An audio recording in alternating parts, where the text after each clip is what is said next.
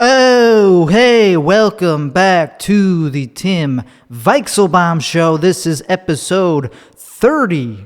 Wow, can you believe it? We made it to episode 30. Every week I have done this without failure. I've moved it around the days. The days keep getting forwarded to the next day. I'm not able to stick to a schedule.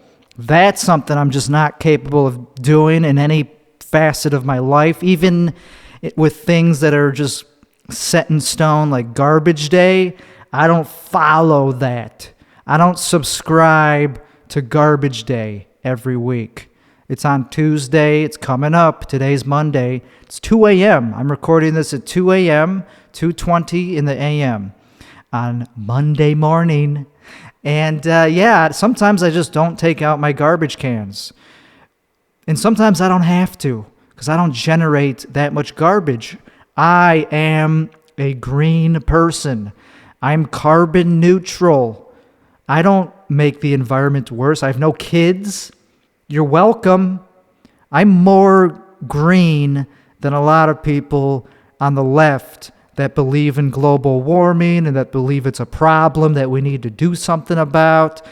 I don't like those people. And I do believe in global warming. I just don't care about it. It makes me, it's kind of scary a little bit sometimes. It scares me that it causes more powerful storms and more extreme temperatures and all that. But come on. Am I going to even live to see it go, I just want to make it to 40, maybe 50. After that, maybe 60. I don't care after that. 70. Fuck it. I'll live to 70. There's some sharp 70-year-olds. 80. Lorne Michaels is only 77. I thought he was way older than that. I thought he was in his 80s. That's not that old. Donald Trump. He's in his mid to late 70s. I don't know. He is spry. I don't know, man. He was in Austin a week ago, and didn't see him. I don't care. I don't care that much about him. He's fun to see speak sometimes, but I can't make it through the whole. I don't know. He's funny. He's a good comedian. He's a good public speaker. And I'm 7 years. Not Jesus Christ. I'm not 7 years sober from alcohol. I'm 7 months sober from alcohol.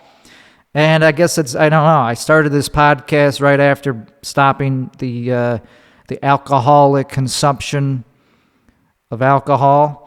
That's kind of one of the reasons I wanted to start this podcast. It's something to do, and it could, besides alcohol. Alcohol, I don't miss it. I don't think about it.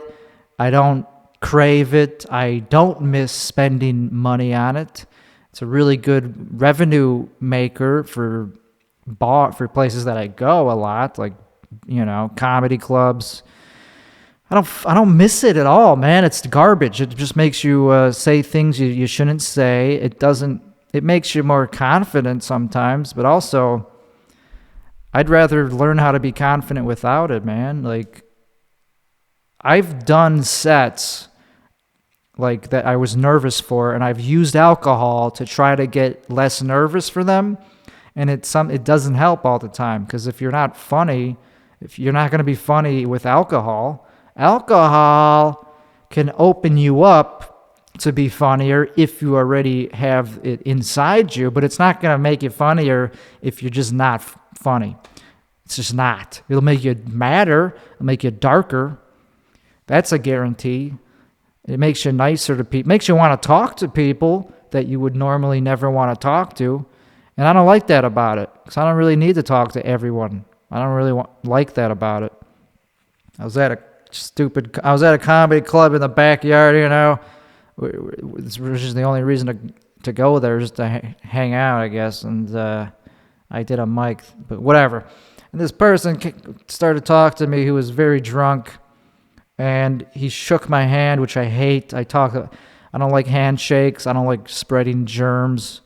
I don't trust that people's hands are clean, and his hands were wet because if he was holding a drink and it was condensating, whatever, and I was like, I don't want to, but I did it anyway because you don't want to piss off a drunk person because they're more like, they have hairline triggered emotions. So I was just like, yeah, I'll fucking shake your hand. But I gave him a half-assed handshake because I don't like getting my hand wet by people I don't know this guy. Like, fuck him. He was drunk. Who gives a fuck if I shake his hand or not? So sometimes I just go like that. If somebody's reaching for a handshake, I just go like that. And then they go, oh, okay. And then they just do a fist bump. And that's way better. And I guess it's not that rude to do. It's not that rude to reject a handshake and downgrade it to a fist bump. It's kind of not the nicest thing to have done to you. It's like, no, man, fist bump. But it's better than just blocking them off and saying and not doing anything. I don't know, man. So fuck alcohol. And all the people that I know that drink, that are alcoholics, they do it every day pretty much, and they look like shit. They look like older than they are. I don't like that about it. I don't need that in my life. So anyway, I'm sober. That's the sober check-in. It's going great. I'm killing it. Last week's episode had some technical issues. My camera just fucked up, or the recording software just was corrupted at a certain point. So it was unrecoverable data. And I don't like that, because if there's one thing I want about this thing, is it for it to be intact. I don't like missing recordings. I don't like when the camera freezes. I think it's a hard drive issue. Who cares? This is a very important thing for me. Like, this is all I do consistently. I do stand-up, and I've been doing it pretty much every day. I have nothing else that I do. I don't do anything during the day. Somebody asked me what I do during the day. I was like, sleep. I don't exist in the daytime. I don't just wake up at like 9 a.m. and go, well, okay, let's go out and explore the world. Let's do stuff. No, I'm not normal. I don't go paddle boarding. I can't. I'm not physically capable of being up in the daytime because I just am a vampire. And I have a weird brain that doesn't work too good. So I was like, yeah, I don't do anything during the day. I sleep. And I'm up all night. It's very bad. It's not healthy. And but so I do stand-up, though. Any day that I'm able to, I do stand-up. Not every single day. That's also impossible. And I got into a little debate with not a debate, but like somebody else was like, asking me how often I do stand-up. Like, do I do it every day? Because I said I was 9 years in, which is true. I've been doing it since 2012, almost 10 years. And I've taken breaks, just like for sure I've taken breaks. COVID, and sometimes you just stop doing it. But they were kind of like challenging me on whether I was doing it right or whatever. I was like, so they were like, 9 years. So how long? But do you do it every day? I was like, well, no, not every day. I mean, sometimes I just need a break. I need a mental break from that shit. I have clinical depression, and like sometimes I just can't get out of bed. It's just like, oh, I have a different philosophy on that then. I'm from an older, I don't know. When I got into it, people did it every day or something. And I was like, okay, that's great, but I don't know a single person that does it every day. I mean, I get the philosophy. That's a great, I'm on the same page. I do subscribe to that philosophy that you should do it every fucking day. But in practice, yeah, it's not possible. It's not possible. Sometimes your car breaks down. I don't know, like there's nothing going on every day that you can get on. I don't know, I guess you could just do it in your backyard. Yeah, so I don't do comedy every day, but I'm still very dedicated to it. I want to do it as a career. I don't know if I have the ability to do it as a career or the temperament or the stable, emotional stability to do it as a career. But I am funny enough, I guess. I mean, I freaking hope so. There's some unfunny people that have it, that I guess have a career. Anyway, So it just rubbed me the wrong way because she just quickly assumed that I wasn't that I wasn't dedicated to it or something. But yeah, I'm pretty dedicated to it. I do comedy in places that other people refuse to do it. Like I do it anywhere and everywhere. I do it on the street. I do it in parks still, even though there's no reason to. You could do it indoors now. I still do it in parks and outdoor venues, which is not ideal. But if that's all you could get, then I'll make something of it. I mean, there is this really bad one that I did last week that I'll probably never go to again, just because it's just like I didn't like the people that hosted it, and it was like just not a single person was doing well. So I had no nerves because I just knew that, okay, if nobody's doing well and it's pretty much impossible to get a laugh, I'll just have fun with it and just mess around, which is what I did. And I was the only one to do well. And I'm starting to remember that I have that ability to do well in rooms where nobody else is. It's just a skill that I don't know, developed over time. It's like how to make use out of something that seems impossible. I'd rather do that than do a show where everyone's doing well. I don't care about that. I don't like doing a show where everybody's doing well. I like there to be a challenge, because if you do well in dead rooms, you'll do very well in a live room, and you'll stand out as somebody who really did well, not just did okay. It's like, oh, everyone's doing well. No, this guy murdered because he has been lifting weights that are above the weight that is currently being lifted. If it's an easy room, but you've been lifting weights by doing harder rooms, you will crush in the easy room and still stand out. So anyway, I'm starting to learn how to stand out, and it takes practice. It takes consistently going up, because I know if I'm going to suck or not. I can't do well unless I think I'm good enough. I can't fake it. I can't just be like, yeah, this joke, here's this one. Nah, man, I have to believe in myself, and that takes actually being genuinely good at it, which takes practice, believe it or not. I can't just rely on my innate ability. I have to actually lift the weights, and then I'll be better. Anyway, so speaking of drugs, like alcohol, I don't do that, and I am hopefully never going to get back to it. And I mean, who knows? Maybe never say never. But weed, I also don't do that much anymore. I don't like weed for the way it makes me mellow. First of all, I don't like being mellow. And I don't like that it makes me hate myself. It makes me rethink everything I've ever done. And it makes me think that I'm not good enough to be a comedian. It makes me not want to go out. It makes me not want to interact with people. And it makes me feel like I'm a worthless piece of garbage. So weed sucks. And you gotta keep to your guns. You gotta, it always makes me think you should keep smoking this. It's your medicine. It keeps you in line. But that's not the point of life. It's to just stay in the shadows, away from the world. You should actually be out there making a change, moving the needle. Like, who cares if weed makes me want to be liked by everybody, or at least not hated by everybody. And that's a waste of time.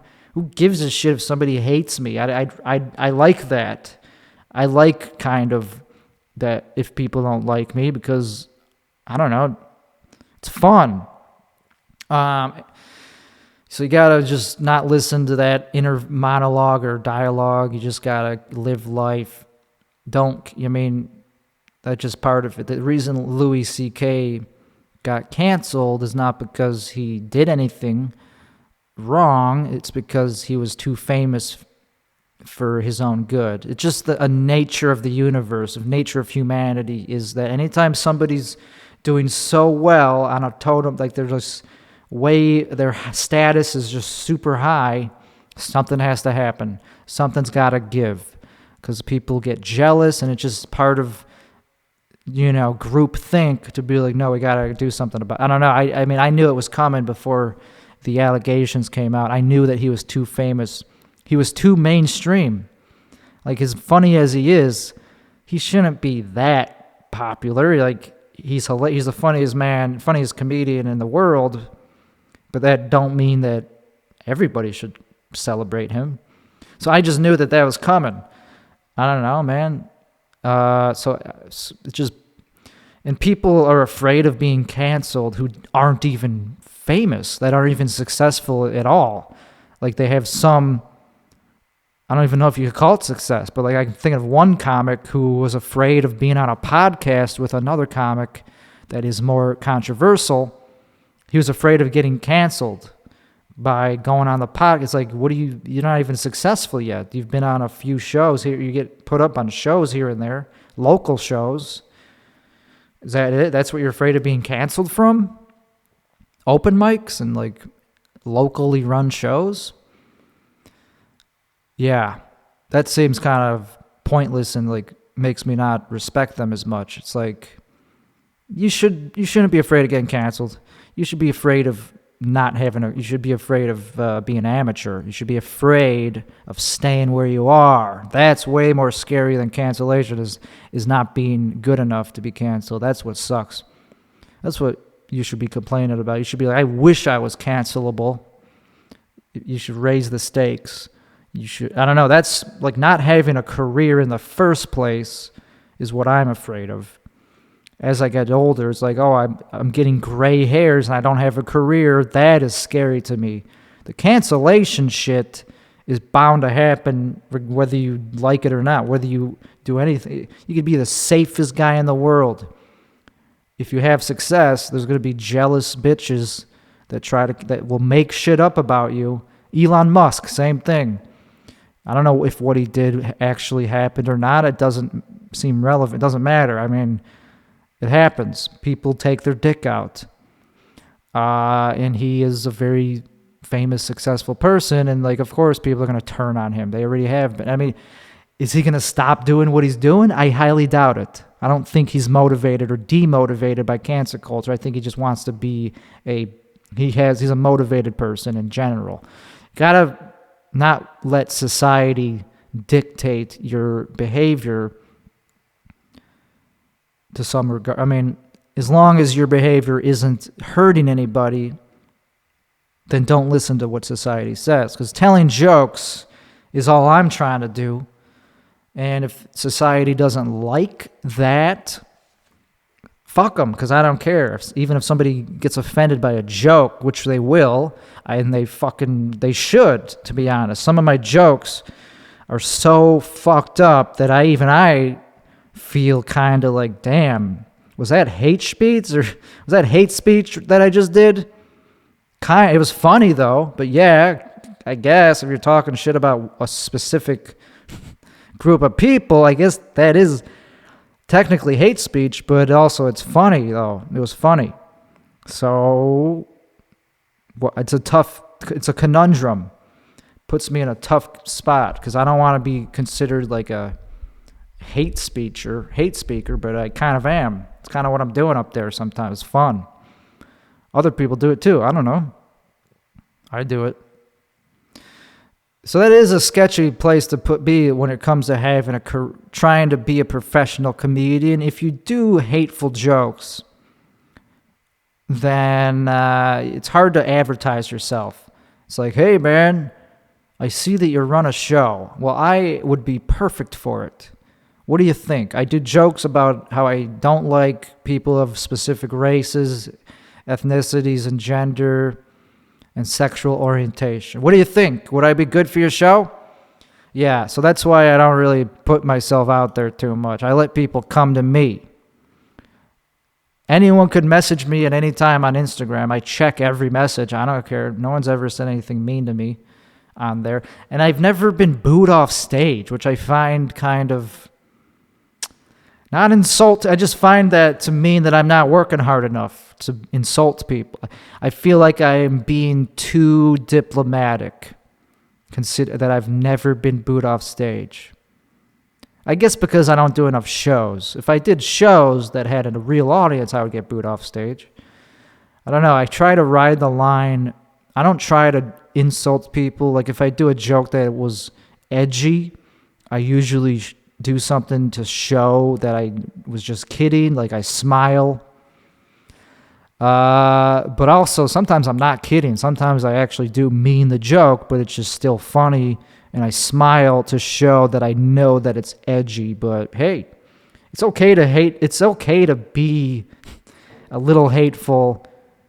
There's no laws against it. Like it's legal. And it's funny. Like there's some racist Southerners that wear the Confederate flag on their bodies all the time. Like, they have a belt buckle that says that, that shows their support for the Confederacy. And so what? They're allowed to be alive. I mean, I would hang out. I mean, they seem, as long as they're not doing anything violent, that is just part of their personality. It's like, I could celebrate, I could enjoy their company and laugh at them if they're doing something fun. So I don't know, man. I guess I'm too in my head about it sometimes, but I do go up there sometimes and say some pretty bad things. And sometimes it makes me feel like, whoa, man, what are you doing? So I don't know. I'm definitely prepared for the backlash. I'm prepared for it as long as it's not physical. Just get out of my face. Say whatever you want about me online. And I'll reap the consequences. I don't know, man. You can't slander people. There are some laws against defamation and all that shit. So if that happens, okay, maybe I'll make some money out of it. Like if they say something that's not true about you. But I've pretty much admitted to a lot of things that they'll probably say about me anyway. I don't identify as certain things though. Whatever. Who cares? We'll talk more about that as it comes up. Because right now, you shouldn't be... the point is you should not be fazed by the demon that is cancel culture and the woke mob, and you just gotta plow through it because that's what they want you to do. They want you to just cancel a show because an article came out that says it was a transphobic show. If that's all it takes for you to cancel the show, I don't know what to tell you. Good luck getting anywhere in this business. I don't know, man. They're even trying to cancel Dave Chappelle. I mean, if you just want to be liked by everybody, then you're in the wrong business if you're trying to be a comedian. Anyway, so another drug is mushrooms. I've been doing mushrooms. I took some right before going live, actually. Right before pressing the record button, I took some mushroom tea. It was a small dose, but enough where I am expecting to feel something. I didn't measure it. I just looked, okay, that's a small dose, whatever. I don't feel anything, so let's just assume that I won't. But if I do, I'll say something. I like taking mushrooms because it's the one thing that it takes you off the ego roller coaster. I did them a day ago. I took 0.5, half a gram. That's all I needed. I'm a very small person. I'm very sensitive to any drug. I don't need a big dose. So for me, 0.5 was a real dose. I didn't, it was enough to feel it. And that I did. So it took me off the ego roller coaster that is being an artist, being a stand-up comedian, going out and mingling and seeing people that think that they're too good for you, like they're too good to say hi to you or something. It takes you out of the negativity that can bring, because it is very much like high school, being a comedian. You see other comedians that only care about themselves. And a lot of them suck. So it's like, why do I care if they don't care about me or if they pretend that they're too good for me or whatever? I don't know, man. I like taking a break from that. You'll get farther if you don't care about that. If you just go, well, no, I'm a person. I don't know, man. There's a hierarchy. You have to be respectful. You have to be respectful to comics that are better than you. That's just an unwritten rule, because they will throw it right back in your face. They will get annoyed if you don't do that. If you think that you're good enough to just talk shit, make jokes at their expense, and they've been doing it like 10 times longer than you, that's a faux pas. It's a comedy faux pas. Offstage behavior is very important. I would say it's more important than onstage behavior. You could be a shitty comedian on stage, but if you're very good at like smoozing and kissing ass and just being social, that'll make up for a lot of other shitty behavior. Like, I knew a comic that would go around sexually assaulting male comedians. That's what he did all the time. Like, he would ask for dick pics and like go up to them and be like, hey, could I, like, he would just try to like, fuck with, like, he would try to get his hands on other comics, and he would grope them. Yeah, he was not a good guy, but he was also very good at being charming. So a lot of comics like accepted him into the inner circle of, comics. So he was looked at as a likable guy, and so that's why he got away with sexually assaulting people. So that's what I'm saying. That's proof right there. That's an example right there of how offstage behavior can be more important than how funny you are on stage. But he was actually pretty funny on stage too. So that's not really. It's not really the point. That's not really relevant. He doesn't have a career though. So fuck him. He's not famous.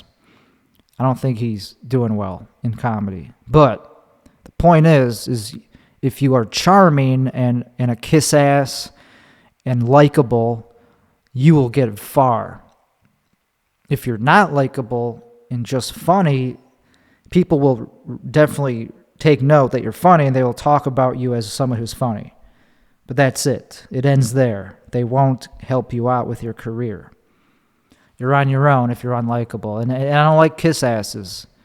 Like, I was hanging out with somebody at a club, and the owner of the club was there, drunk, and this dude was having a one-on-one conversation with them, and I was only there because he invited me to hang out with him. So of course I was going to join the conversation. That's the only reason I came there, was to hang out with him. So he did not really bring me into the conversation, which bugged me because I had to stand there awkwardly until I was spoken to. I didn't really feel that social that day. And he was working his maneuvering. He was like just agreeing with everything that the club owner said, and like being complimentary, and just because he wanted something from her. He wanted to run a show at this club. So he was schmoozing and maneuvering, and I was not. I was just having a regular old conversation as a comic. I don't care that she was the owner of the club. It just didn't really register to me that I wasn't going to change my behavior just because I was around somebody with a little bit of clout. I just don't operate that way, and not that night at least. Sometimes I'll do that if I feel like there's a reason to, but I just didn't feel like I had any chance of it helping me, even if I did. Anyway, so yeah, I didn't like that. It made me not like him because I don't like kiss asses. I knew he was being fake. Like, she said her cat was sick, and he just assumed that meant that the cat died. So he was like, "Oh, sorry about your cat, by the way." And she was like, "Oh no, the cat didn't die." So I was like, "Damn, it's like you're just assuming the cat died, and you're just looking at it as an opportunity to benefit you." So the cat, you just make up this story about how a cat. You just like, "Oh, her cat died. I think I'm gonna use this to help out my career by saying sorry about your fucking cat, which didn't actually die." So just very transparent that what he was doing. It's a very gross thing to do. It's like, "Oh, I'm gonna use this to benefit me." I mean, people do that all the fucking time. That's what show business is, kind of. It's like anything that could help me out. and only me. Yeah, so I don't know, man. Pissed me off. So by comparison, I looked like I was being a dick by not schmoozing and being a yes man. I was just like giving my own, I was just having a regular discussion, like she said, about, asking me, I don't know, just I was just not going to agree with everything they said. And so by virtue of being a normal person and having my own opinions, I stood out as like a negative person. And I was like, no, I'm just reacting to your negativity. Like, she was being very negative and gatekeepery and like pompous. I don't know, like she was like elitist kind of. Like, I know what I'm talking about. Whatever you have to say is not valid because you're new here or something like that. Well, actually, no, I've been around. I've been doing comedy for a while, so actually I have my own opinions. I'm not a kiss ass. But I get it. If you're in somebody else's club or home or anywhere, you should probably not be a dick to them. So I don't think I was, though. I don't think I was being a dick. I was just not going along. I just wasn't being a kiss ass. And that's all it took to look like a dick, which tells me all I needed to know about that place. So I didn't move here for that club. I moved here for other reasons, and it wasn't a overnight decision. And I don't like when people talk shit about things just because it's hip to talk shit about. Like, a lot of people talk shit about Austin. I get it. It's not a great place. There's a lot, it's a lot of nasty things here, I guess. Like, nasty people that have big egos that moved here from LA. I get it. They're horrible. They're trash. But they're people, man. That's what mushrooms help you remember or understand, is that other people, if you were them, you'd be the same way. If you came from LA to Austin, yeah, you would be a douchebag because you're from a better city. So to you, Austin's a downgrade. So of course you're going to be like complaining, and like people aren't going to like you who are from here, or Texans aren't going to like you, of course. But people are people, man. And like, people that talk shit about establishments and just say that this establishment is bad, it's more layered than that. There's more layers to the onion. It's like, yeah, I don't know. I'm trying not to be too specific about who I'm talking about. And also, yeah, like another example of people talking shit about things just because it's hip to hate things, like In-N-Out. Somebody was saying that In-N-Out sucks. And like, okay, I'm not going to argue. But when it comes down to what's better than In-N-Out? What is a better fast food burger joint than In-N-Out that's open late and that has cheap prices? There's nothing. There's nothing better. So that's why In-N-Out gets so much praise. There's a reason it's so popular. It's good. It's high quality ingredients. They don't overcharge you. There's not a super long wait all the time. It's way better than other places. It's way better than Whataburgers, way better than P. Terry's. P. Terry's is a close second. P. Terry's is okay, but it's not as good as In-N-Out. It doesn't taste as good. I've had them both I've had them, and there's a reason In-N-Out is so popular. So it doesn't suck. So you're definitely just saying that to be a contrarian, and it makes me kind of think you're just like a hipster. And hipsters, I don't like hipsters.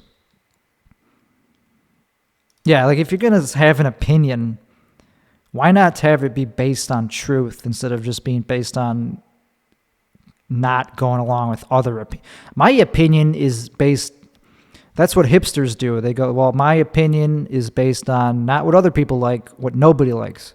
So it's not a good opinion. It's just the one that nobody else has, because it's not a good. So it's like, that's why people don't like hipsters. Like, I like to form opinions based on my actual experience. There's no way somebody went to In-N-Out Burger and had a bad burger. It's always the same consistent quality. There's no way that they don't like In-N-Out. So to say that it sucks is wrong objectively. To say that it's overrated That's arguable. That's debatable. That's something you could actually believe. Fine, it's probably overrated. So is a lot of shit that's good. Most things that are good are overrated. Big whoop. So anyway, the mushrooms. I don't know. I feel weird. I'll say that much. I feel weird. And it's stopping me from saying I'm not mad. I usually do this podcast when I'm angry and want to yell about something, and I raise my voice a lot. I'm not really mad right now. I slept it off. I slept for about 16 hours. And I knew that I would sleep that much because I know myself by now. I ate a lot. I was up at 8 a.m. on Sunday. And I was like, why am I awake? Because I slept before that. And I was like, why am I awake right now? I know that I don't want to be. I'm not just going to, there's nothing to do. So I just ate a lot of nuts, a large amount of nuts, more than you're supposed to. And then I slept for 16 hours. So here I am, back in business. So the ego roller coaster is something that mushrooms take you off. It's a bad ride to be on. It's a fun ride sometimes. Otherwise, obviously, nobody would ride it. It's fun when it's going well. Like when people are coming up to you and sucking your dick and you do well. The comedy ups and downs, it takes you off of that. But who cares, man? So many comedians do mushrooms. And they do it for a reason because their brains are fucked up. And so anyway, we talk about mushrooms enough. Modafinil is another drug that I've been experimenting with. I think I already talked, but I'm still experimenting with it. I'm not abusing it yet. I could see myself maybe abusing it at some point, like taking it every fucking day and taking more than you're supposed to until you have a tolerance and just taking it anyway. I know that I'm capable of abusing drugs. I've done it with weed. I've done it with alcohol. So modafinil, though, the reason I'm doing it, the reason it's worthy of being used is because it wakes you up and it makes you more productive. Doesn't get you high, but it just makes you feel fully awake. And it makes you want to actually do shit and use your brain and that's why it's useful. So the problem is, like, I know somebody who does it who is abusing it, I guess, because he's chasing something. He's chasing the high, even though it doesn't get you high. He's chasing the benefits that it gives you because it makes you a little bit quicker. It makes you smarter. Makes you think of shit. So I get it. I get why he's doing it so often.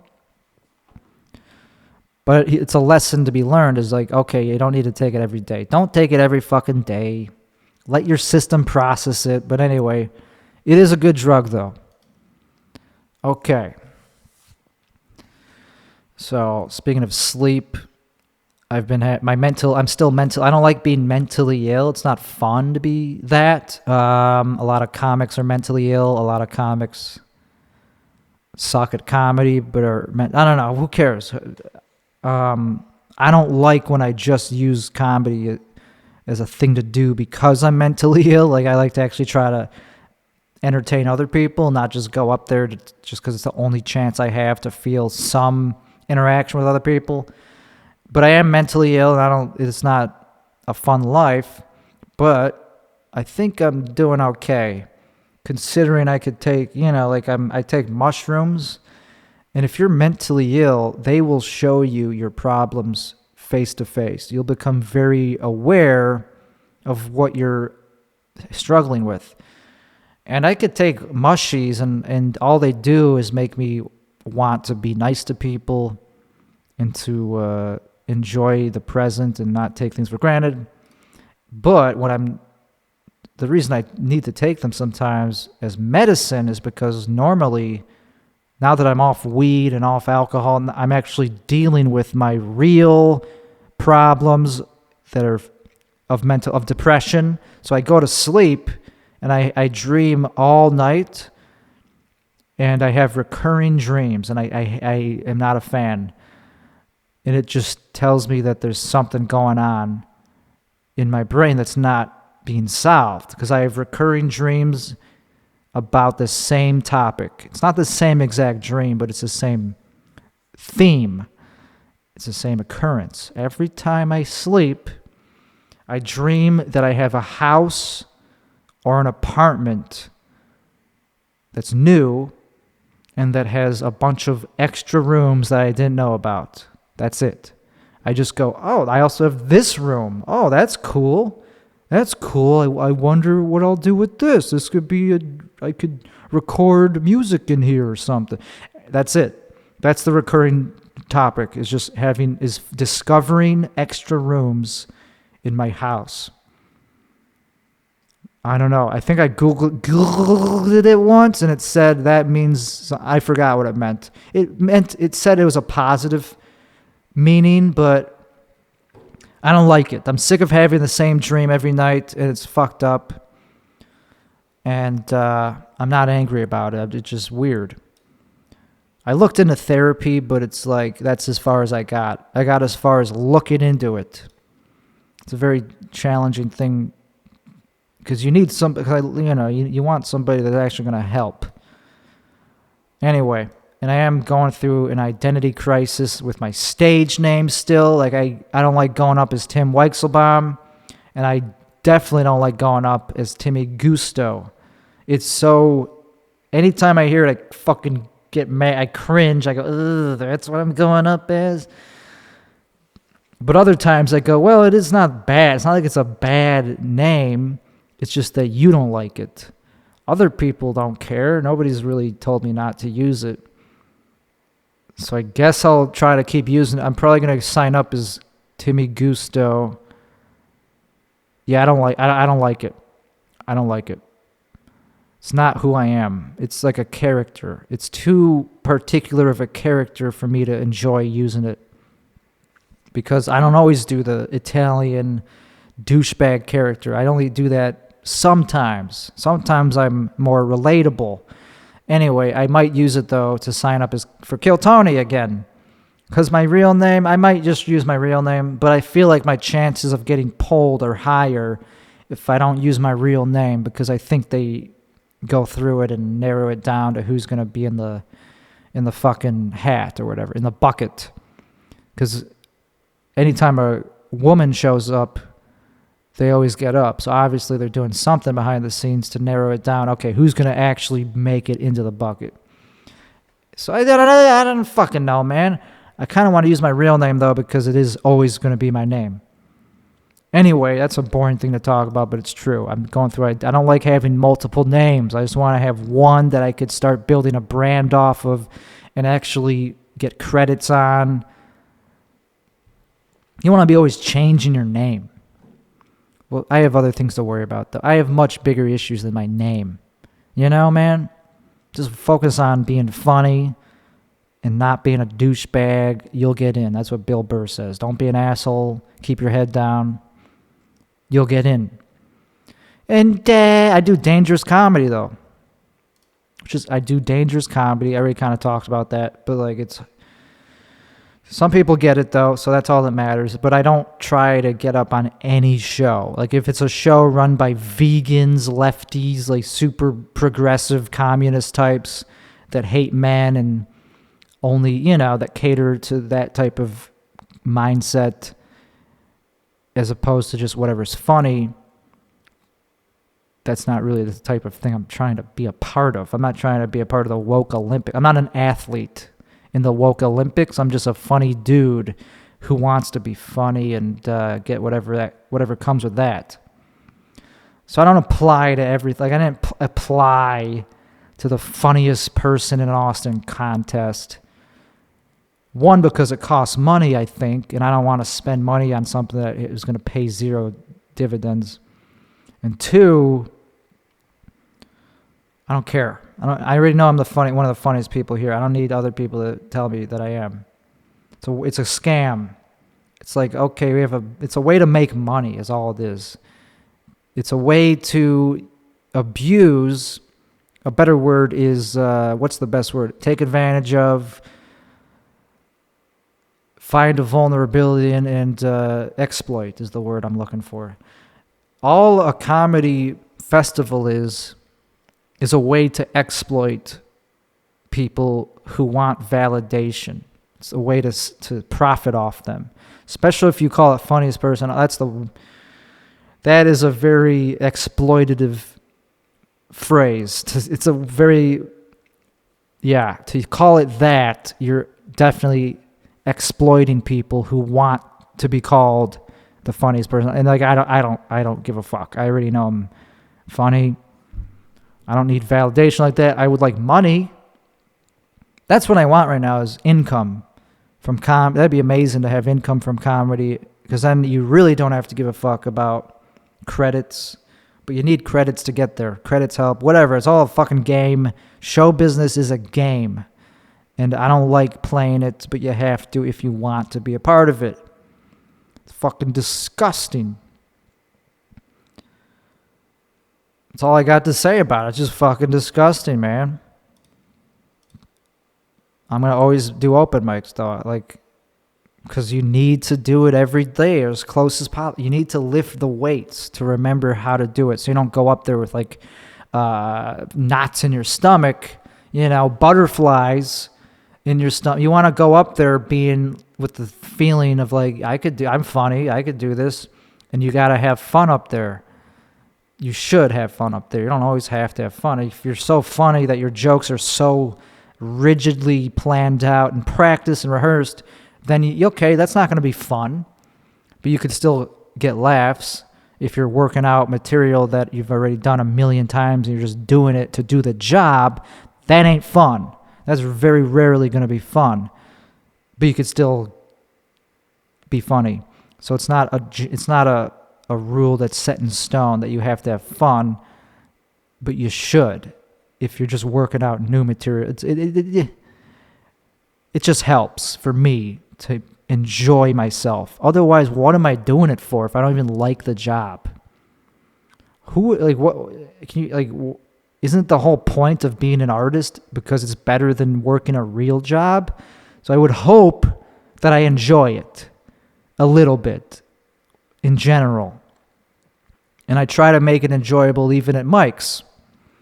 Like, I was at a mic on Saturday that nobody was doing well at, and I didn't let that bother me. I didn't let that bog me down. I don't give a fuck if other people are bombing. I'm different. I'm better than them sometimes.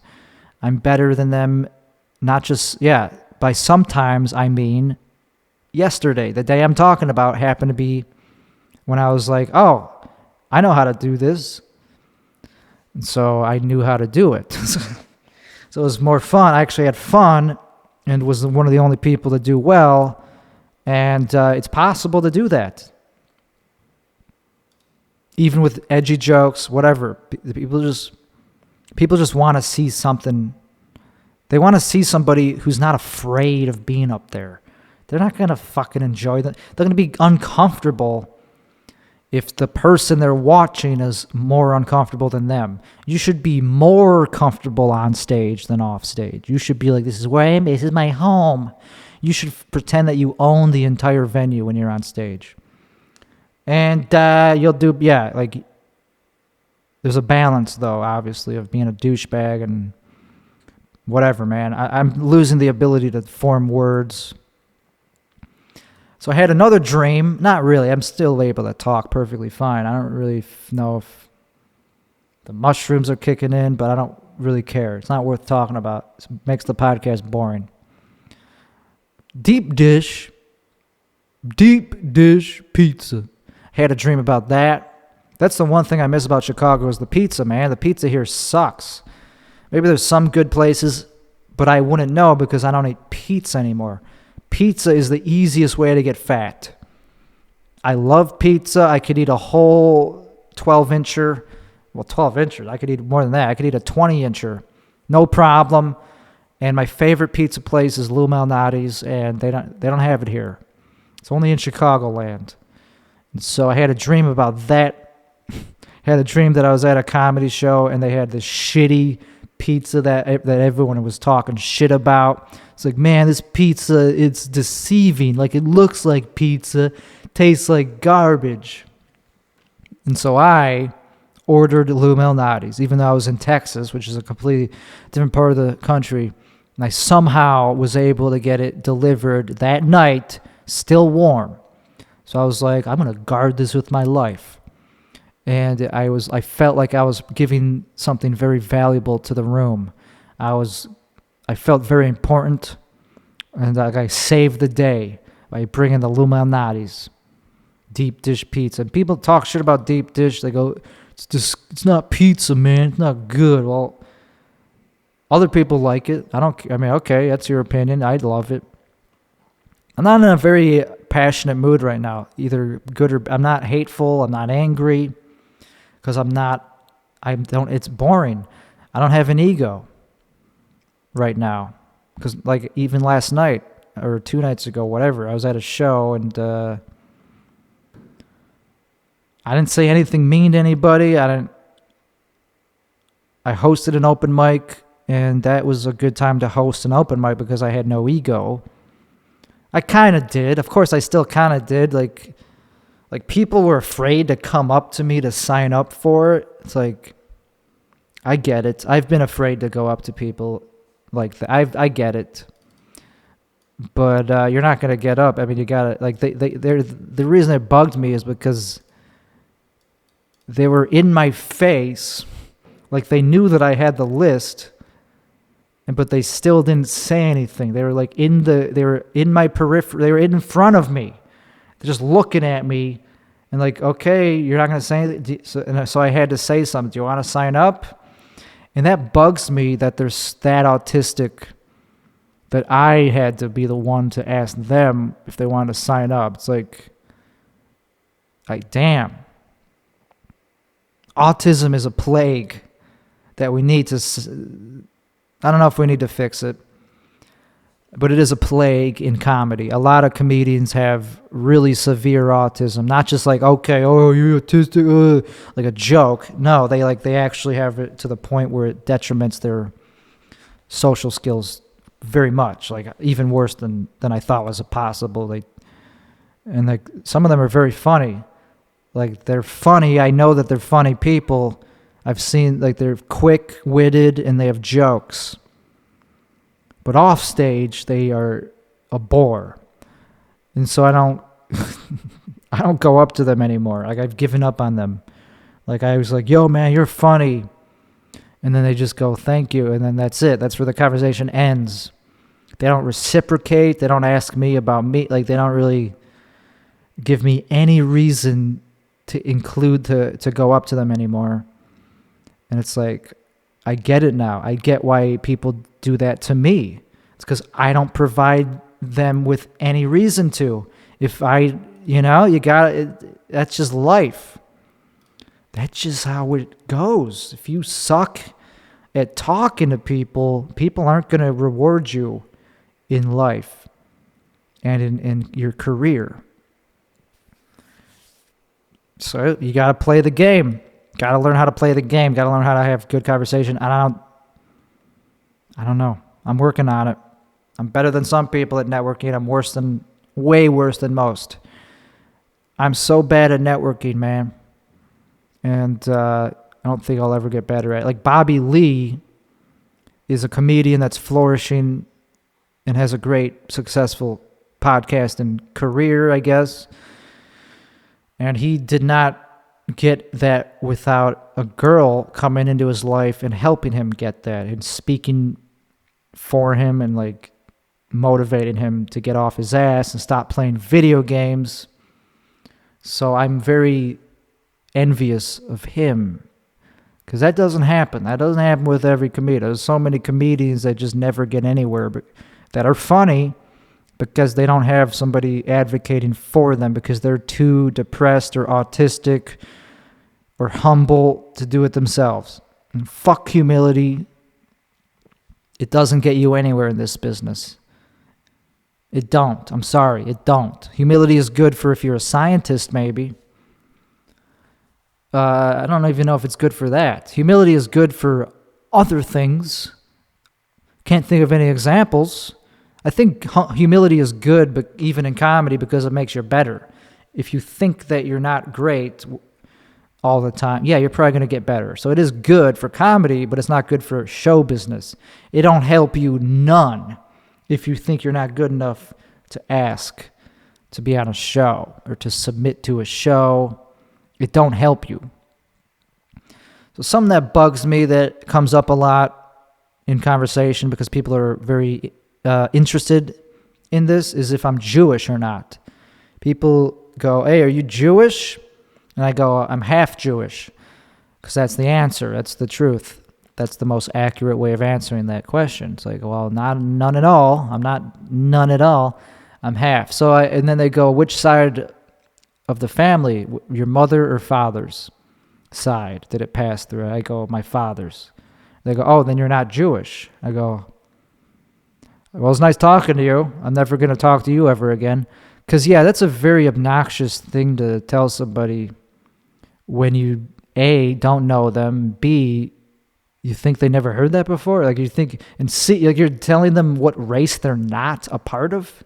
It's like, would you go up to a half-black person who's clearly half-black and tell them that they're not black because they didn't pass through one side? Like, that's some arbitrary side of their family based on scripture of a religion that neither of us care about. So you don't follow Judaism, but you do care about that particular commandment that that allows you to gatekeep other people for being Jewish or not. That's convenient.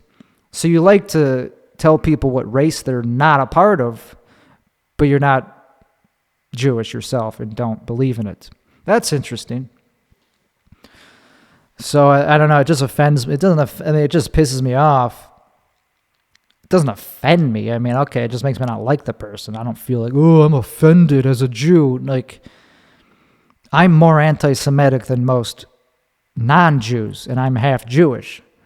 I mean, so I'm not offended by it in that sense. I'm offended by it in the sense that it's a rude thing to say to somebody. And when another person I meet is Jewish, that's also kind of like on the, half Jewish, they'll ask if I was bar mitzvahed or not. And I go, no. And they go, oh, well, I was. So I'm more Jewish than. And I go, okay. Is it a competition? Apparently it is. Apparently people do look at it as like a competition to see who's more Jewish, because I guess it's like a status symbol or something to be Jewish or something. I don't think so. I don't really care. I don't control that. I don't think it's interesting to know if somebody's Jewish or not. And the reason it's also annoying is because I'm always going to answer the same way. If you tell me that I'm not Jewish because it passes through the mother and my mother's not Jewish, I'm still half Jewish whether you like it or not, because, I don't know if you know this, Judaism is not just a religion. It's also a race. It's an ethnicity. It's literally a race. So, according to 23andMe, I'm half Ashkenazi, and so, yeah, I am half Jewish by blood, and it's a physical trait. Like like your race is not something that matters whether it came from your mom or dad. The genetics are the exact same way. Biology doesn't care if it's from the mother or from the dad. Your genetics are equally weighted based on gender. There's no difference. There's no slant towards the mother or the father. It's random. Hey, I'm not a biologist, but I'm pretty sure that's true. So if that's, according to the tradition of Judaism, yeah, it only passes through the mother because they allowed the man to have kids out of wedlock and not have them count as Jews. That's how they got around it. That's why it's a commandment, according to Milo Yiannopoulos. That's how he explained it. He was like, that's so the dude can fuck other women and not have to worry about if their bastard kids are Jewish or not. It's only with the maternal. It's only with the ones that you married. that matter if you're Jewish or not. Whatever. That's how he explained it, and that makes sense, I guess. But biology doesn't care which side of the family your genetics came from. So I'll always answer it the same way. I'm half Jewish, and then if they give me shit for it, I don't know, I'll just deal with it. I'll just ignore them. It's like, okay, yeah, well, I'll call up 23andMe. I'll tell them that I was wrong, that they gave me the wrong information since you're a smart person and you gatekeep people on their race, which is fucked up. And also, I don't even care if I'm not Jewish. I don't care if I'm not Jewish, first of all, because people do look at it as a status symbol, I guess. That's why they're so quick to cut it away from you. They go, oh, no, you're not. You didn't go through your... Then, no, you're not. But then if they say it is through your mother, they go, oh, that's so cool. I'll be extra nice to you. I'll give you special privileges. It's like, okay. It's fucked up. Jewish people are doing fine. They don't need special privileges. They give themselves special privileges. They already do that. You don't need to be an ally. Somebody said they were an ally to Jews. Like, no, I'm not Jewish, but I'm an ally. It's like, stop giving me reasons to disrespect you. It's just not... People are fucking pussies. People are dumb. Like, not just dumb. People are idiots, man. Like, there's no word for it. People are hipsters. That's all you're doing right there. So I don't like In-N-Out. I'm an ally to Jews. You're a hipster. It wasn't cool to be an ally to Jews in Nazi Germany. Were you there? Were you an ally, fucking Schindler? I didn't hear you back then saying you were an ally to Jews back then, you fucking hypocrite. You're only an ally when it's convenient to be an ally, and you're the first to tell people that they're not Jewish, even though they are, based on some arbitrary rule that most Jews don't even give a fuck about. You condescending fucking... Yeah, so I guess it is possible to be angry on mushrooms, but I'm not very much on mushrooms anymore. I feel a slight... I keep forgetting the word I'm looking for because I'm on mushrooms, but the word I'm looking for is nausea. I feel nauseous. So that's how you know that they're working. Anyway, this has been a great episode. It's actually been one of the worst episodes I've ever done, but I feel like it's a good time to stop because I covered all the topics. I'm excited to continue my life as a comedian, and I hope that y'all are also excited about something in your near future. That's all that keeps people alive, is being excited towards something. If you have nothing to look forward to, then what's the fucking point? Anyway, this has been episode 30 of the Tim Weichselbaum Show, and I'll see y'all next week.